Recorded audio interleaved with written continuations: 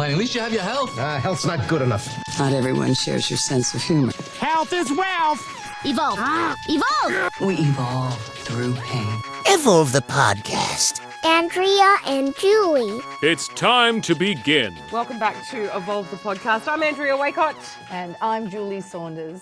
And we're going to talk week 4 of our Fit for Fitness challenge, which we started. You love saying that. I do love Fit for Fitness. I just think it's catchy and clever. But the whole... My interpretation of that is get your shit together and get started. Yeah, and I get that. We're at week 4 now, and she's like, okay, I've given you 3 weeks. Yeah. Move it along. For me, it's almost 1 week too many.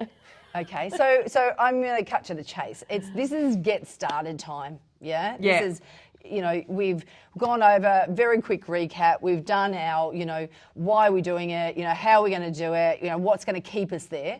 Kind of thing. We've set some goals. We have modified, hopefully, or at least looked at how we will modify and structure our week from a cutting time. Yep. Cutting out time. Carving out a little space to do your exercise or your... Having a look at our diet, analysing that, and prepping to make some changes there. And that's across the board. Some habit changing, time, taking focus on time, and also looking at what we're eating. I think I charmingly put it, what you shove in your cake hole. Shove in your cake hole. Yeah, I know. I have been looking at what I've been shoving in my cake hole. Some of it's even been cake. But I actually had a cake this week too. Did you? Yeah. I had the tiniest slither. Like I'd say you'd be so proud of me, but you'd be like, no, I should be proud of me. I just took the tiniest little slither. I did not eat a big piece of cake. But you know what I would say, and remember what I was saying last week, this is not about cutting out 100% of the things that you like. This is cutting down. Cutting down. I mean, yeah, I said you got to veto probably, if you're looking at reducing weight. Yeah. You got to veto 80% because there's of the crap. I mean, that you're eating. I could probably think of a nice way to say it, but that's essentially it. We don't need to worry about that. Nice ways to say things. I never have. So I think, this is all stuff that you have to make the time. We talked about some sensitive issues last week that for Andrea, but for a lot of people. And it's really, sitting down and rationalising diet, not making extreme measures. This is about increments, and I stress that point to you. It's the same with carving out time. Don't say to yourself, I'm going to train 5 to 6 days a week when you don't train at all at the moment. I'm going to train for 2 hours a day when you don't train at all at the moment. It's not going to happen, not probably long term. So you need to, even with the goal setting, I'm going to do, I'm going to be like this in 2 months' time. You know what? It's probably not going to happen. If it does, it's not healthy and it's probably not sustainable. Yeah. Which is why I hate the word, when people say I'm going to go on a diet. No, you're going to eat for health. Yeah. I'm going to, strenuous exercise routine. No, you're probably going to have a heart attack and then you'll be in hospital for a considerable time and then back to square one. That's one excuse not to do exercise.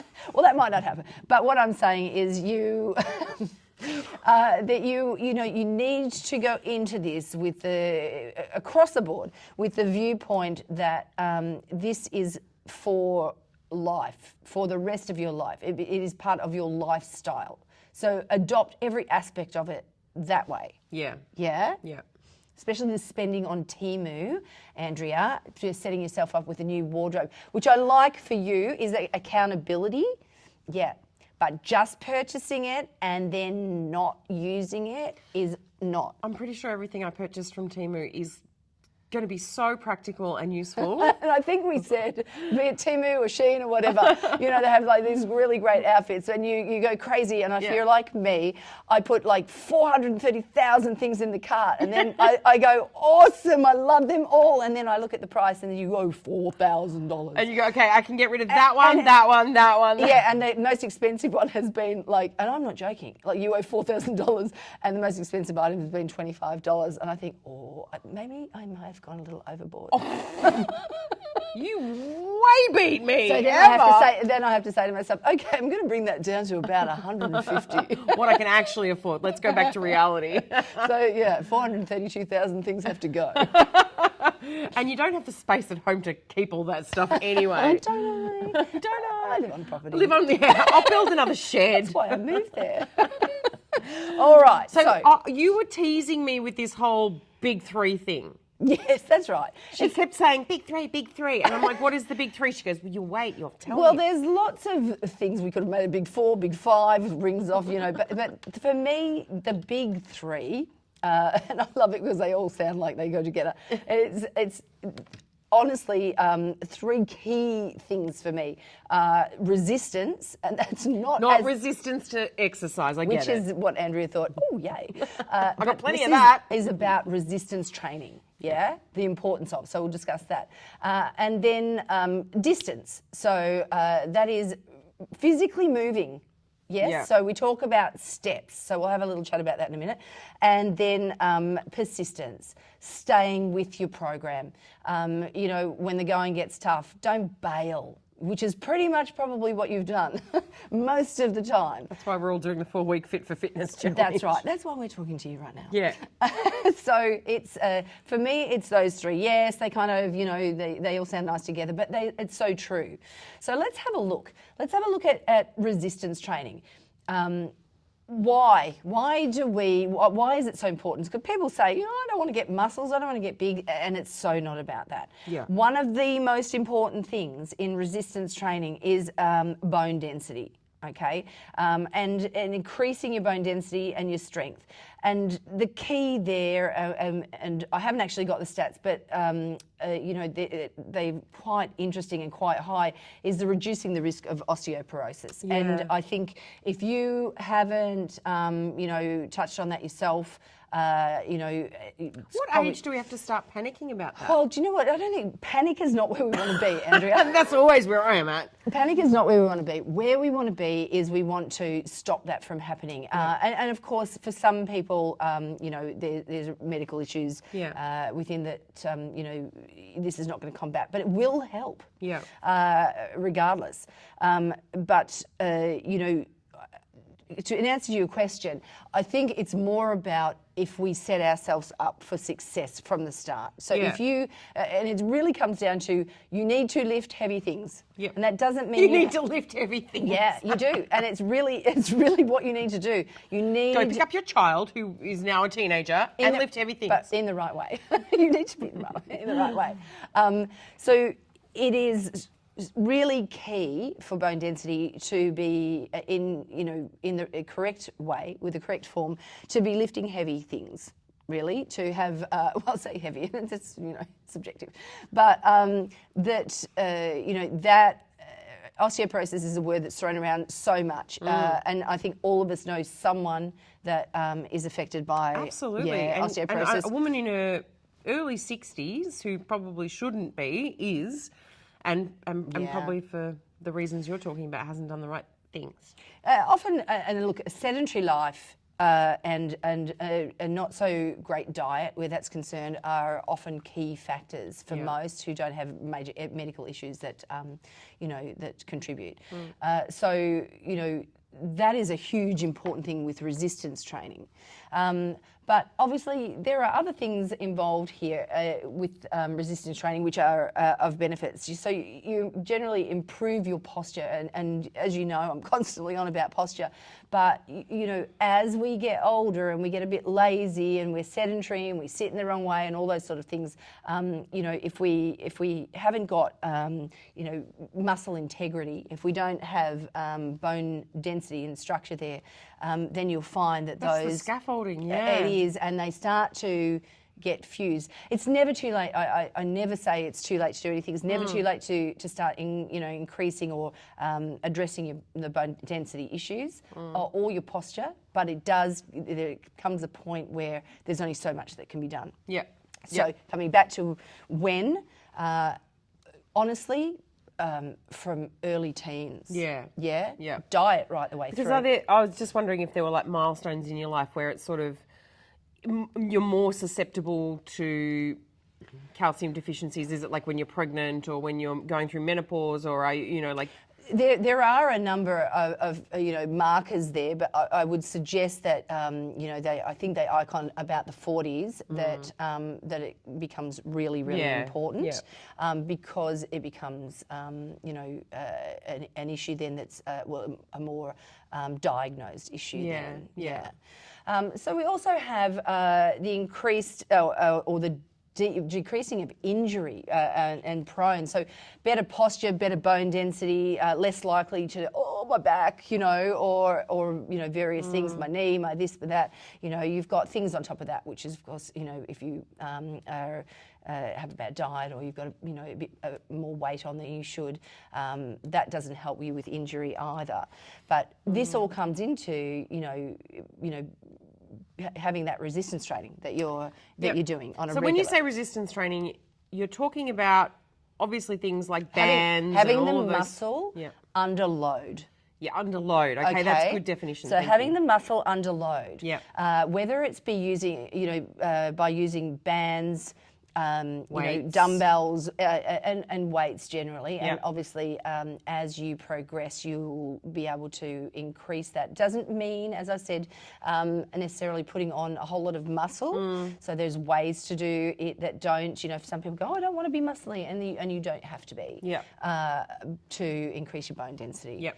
So other benefits, obviously, of resistance training is an improved sense of well-being. Resistance training, it can boost your self-confidence. You feel better. You feel more shapely in clothes. You just You feel general more overall short-footed, fitness. Yes. Yeah, all of those sorts of things. Hold yourself well. There's, we talk about posture. Having good posture gives you quite a sense of confidence and pride in yourself as well. You wouldn't think it does, but it does. Yep. Is that fake it till you make it type thing? Well, I also possibly yes, but Just sit up nice and straight and have beautiful posture. really any faking it in bone density. Oh, okay, right. You can't fake it. But I get a lot of teenagers in, and for a number of reasons, obviously. But there's two key reasons I see. They're either, or perhaps three. Some that are very tall, they tend to bow down a bit. I have noticed that with tall people. Yeah, and also just lack of confidence. Yep. So that that posture goes Because they feel like they're always standing out, so they're trying to shrink down. And people sitting at desks, especially young age gaming and stuff, they're sort of, in that, slouching, slouching and bad posture. And it's amazing as you work with them, and not only on getting fit, getting confidence, using some weights and those sort of things, being confident around all that stuff. The byproduct is confidence in general as well. But then their posture, tweaking their posture, and they find that, that they don't walk in anymore with their head down. So they're all really beautiful byproducts of resistance training. And I understand that you don't have to be, doing resistance training to work on those type of confidence, issues.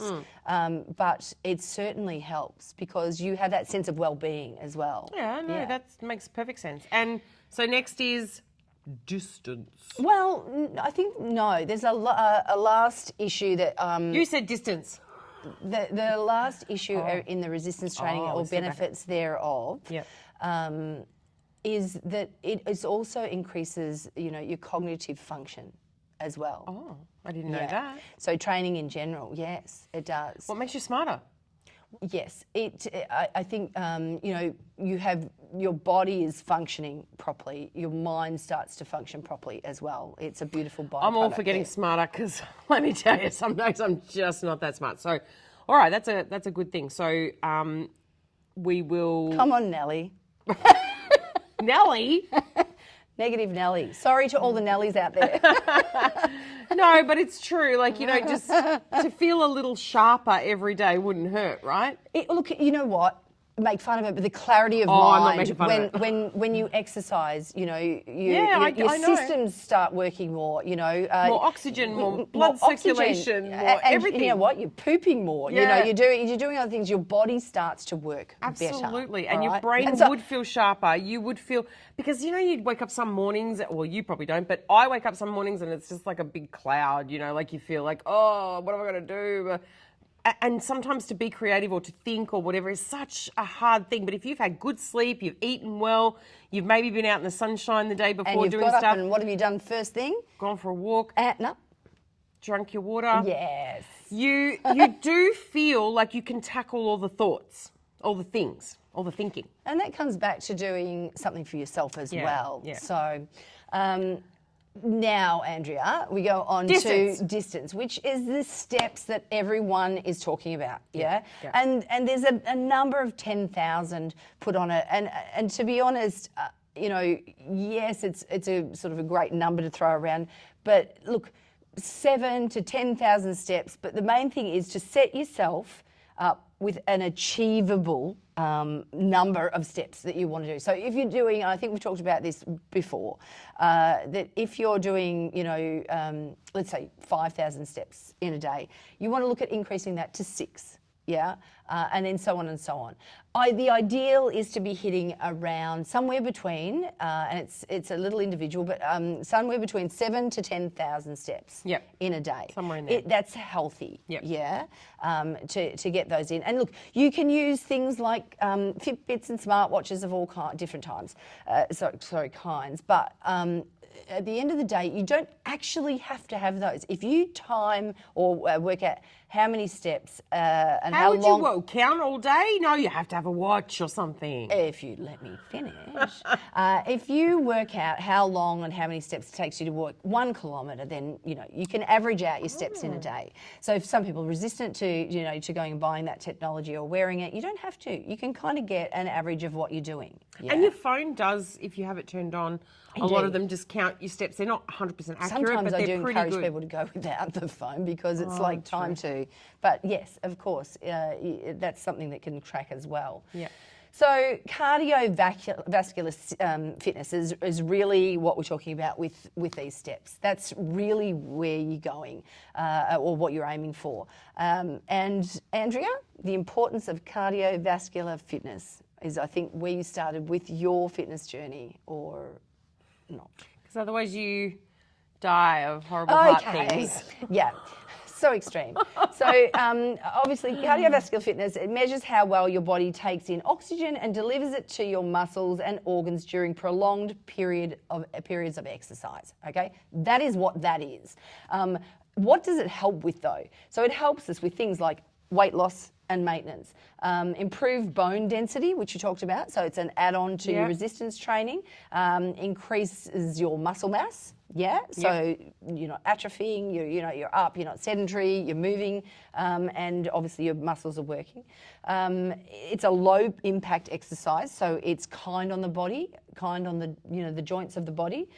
Reduces the risk of common health problems such as dementia, depression, type 2 diabetes, high blood pressure and obesity. So there's some of the byproducts of that, and you scoffed before, I believe, at the cognitive.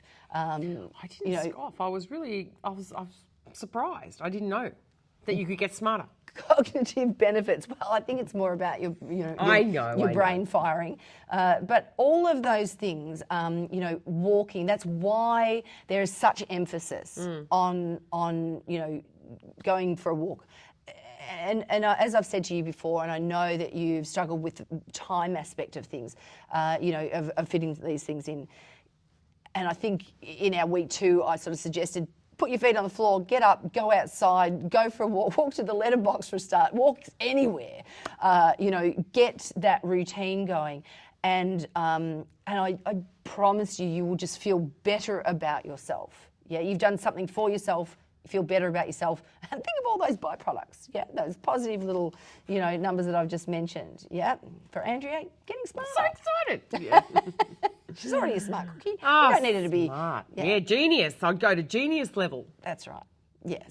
Maybe not. That's exactly what I was thinking. All right, so there's your distance, but I do urge you to set. But I guess you could measure it even like if you go for a walk, you go for a kilometre, you know where a kilometre roughly is in your car or whatever. Then you might go, okay, now I'm going to do 2 kilometres. Now I'm going to do 3. Now I'm going to do 4. Which so is if you're not counting steps. Exactly what I was about to say, which is set yourself personal, achievable goals around distance. Yep. And then each day, each week, each month, Just go extend for it out. Go for a little bit more. Yeah. Yep. Makes sense. And allot yourself some time and stick to it, and then you can edge that out. It might start at 15 minutes and I think a nice healthy, 30-minute walk in a day, hopefully twice a day, it really does give back. Yeah. In so many ways. Yeah. So then we are at. I think I must mention here too. People say, "Oh, I don't really like going for a walk." Okay, and you nature lovers, there are other ways to do this too. Take the stairs. Park further away in the car parking area. You won't get your doors hit because everyone's lazy, so they won't. That's true. That's right. Walk and talk. Go for a walk with a friend. You know what? It's amazing if you go and walk with a friend. Oh yeah, makes everything better. That half an hour or an hour of Flies walking, by. it does. It flies by. You've really enjoyed it. You feel better. You've had a great little social. Yeah. And for you were talking about you like being social. So. I do. There's lots of walking groups and drag a friend out who's also struggling to start, and it's a really nice way to spend the time doing those steps, which a lot of you think tedious, horrible. There are other ways. So I was laughing. Someone was saying to me, I walk whilst I'm waiting. I'm like, waiting for what? But apparently they walk on the spot. There's still steps. Oh. Yeah. And I think, Andrea, you're another way to do it is walk whilst you work. You've got some little treadmill, you were saying. Yeah. Which I think are little ankle breakers, but so be careful with those. It is vertical at this point, not horizontal in my office because I can't stand under my. I'm a voiceover artist, got a booth, blah, blah, blah. Anyway, when I move, I'll be able to put it under one of those sit-stand desks. That's why I got it. It's like a walking pad, and so I can walk. And obviously I can't do it while I'm doing voice work and things, but I do a lot of other things at the computer, which I'll be able to walk on. I don't know about you, but I had about 4 excuses in there about why that thing hasn't I been really used. cannot even stand, and my desk doesn't go up and down at this point. Well, you need to go to a car park and park further away. Every morning drive out of my driveway. But the main thing is, with all of that, is celebrate your successes. Yeah. And it means if you haven't done something and now you are, then pat yourself on the back over it. That's a success story.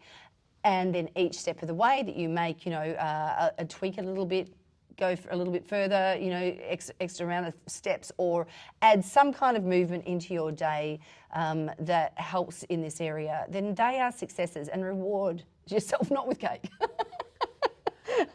But Why'd you look at me when you said that? Celebrate I swear you yourself. looked at me. I didn't.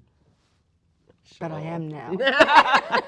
All right, so the last one of these is persistence, and it's pretty simple here, which is, the definition of is just the ability to stick with something. Yeah. Which is really, really important here. And whatever that might mean, which is we've, set goals and things like that to keep you on track, that is a key, obviously, if you stop this, if you say, I've lost a couple of kilos and now I'm just... Oh, now I did get into those jeans I couldn't get into. That'll do. Again, I reference this is setting yourself up for A lifetime of change. Lifestyle. Yeah, that's exactly right. So you want to be able to keep this up and feel this way, and those things that you're feeling good about in yourself, you want to continue that. Yes, because to be honest, if we stop, then you're back where you started, and it's so hard to start. Indeed. It's hard to start. It's easier to probably keep doing something once you've made it a habit and a routine and everything and you're in it. It's a lot easier to keep going probably than it is to start. And that's probably why people like me who are just at this beginning find it so overwhelming. But if we do get going and we do start doing, it's going to get easier. And that's why I say always, acknowledge your successes, whether it's you've been to the gym, whether, you've gone for that walk, whatever it is, acknowledge that. Yeah. Those are wins, yeah? So I think that pretty much sums it up. You are ready now to fly, my little birds. You need to, whatever it is that takes you, whether you're, at home and you've set yourself up with a home-style gym and, you've got your resistance bands and your weights and your stability ball, whatever it is, your vertical. You probably won't know what to do with any of them, but you have them. And then if that's the case, Need help. I really drive you to, to join a gym, find a trainer, and of course I offer Trainers, yeah. So like you do online, right? So you can reach out, and there's always accessible. Which brings me to one of Andrea's. She says, I'm so far from everything, but yet I'm online. Yeah, but you are a very, very busy lady, and I don't pay you, so An excuse. So I'm saying to everyone, there really isn't an excuse. There's accessibility to exercise everywhere.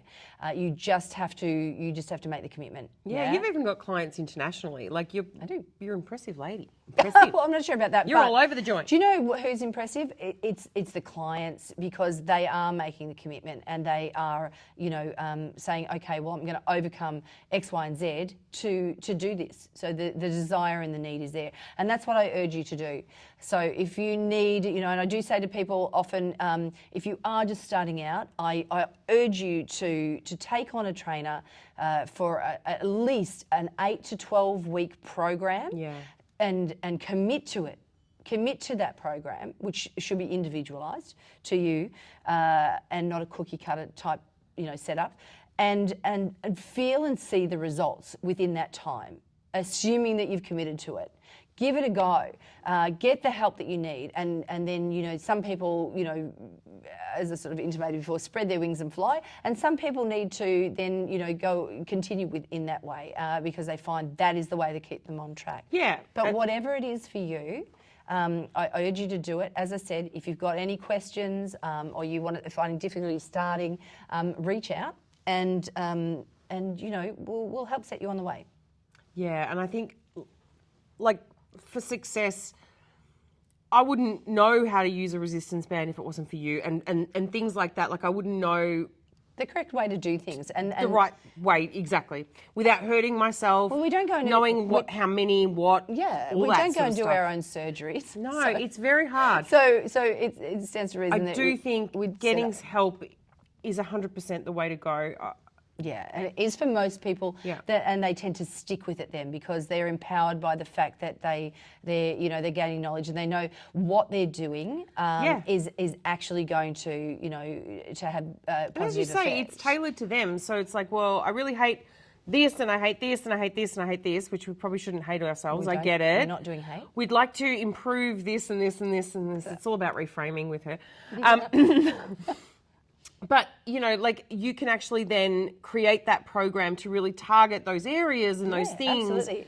Whereas if you're out there on your own, you're kind of just doing it and not know how you're going to get those results. And for the most part, that's when people give up because they just go, oh, I really don't know what I'm doing. Yeah. It's and actually, it's not changing anything. So that's right. Yeah. It's not having any great effect. Yeah. Why am I doing it? Yeah. So professional help and advice specifically tailored to you is super And this is probably a important. good point to just say, if you do want to get in contact with Jules, she has a website, evolvfitness.com.au. Yeah. It's Evolv without an E, just like this podcast. Or contact me through socials, through socials or whatever. Yeah. But we'll pop all that on the end, in the end notes. And as I said, feel free to reach out. And if you've got any questions for Andrea and I, please, I like fun questions, not fitness questions. send the fitness questions in. They're for her. Fit for fitness. Fun stuff. Fit for fitness. That's right. Look, thank you so much. It's been, it's been quite a little interesting journey. Hopefully, it's touched some of you, and inspired you, And brainwashed you to get moving. I mean it in a good way, but when you hear something, it kind of inspires you, and then it starts to bed in, and then you start to do. Let's stick with inspires. To make some changes, yes, and we all need them. So And I want you to finish up by saying to them what you always say, if not now, when? Evolve the podcast. Say goodbye to Andrea and Julie. This episode of Evolv the podcast was co-produced by Julie Saunders and Andrea Waycott. If you wish to get in contact with the show, please reach out on social media. You can find us on Instagram, TikTok, and Facebook, or email evolvethepodcast@gmail.com. That is Evolv with no E. Thanks for listening. Till next time.